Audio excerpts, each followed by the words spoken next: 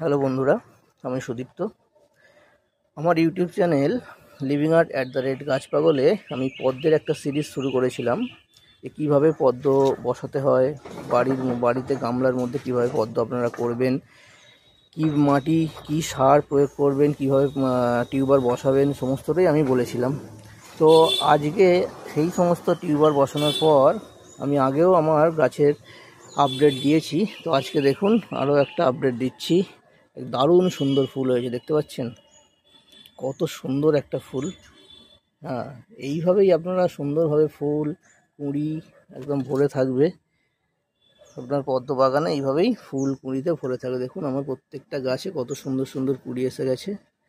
এইভাবেই আপনারাও যদি গাছ পদ্ম করতে চান তাহলে আমার চ্যানেলে সমস্ত ভিডিও দেওয়া আছে, সমস্তটা আপনারা দেখতে পারেন।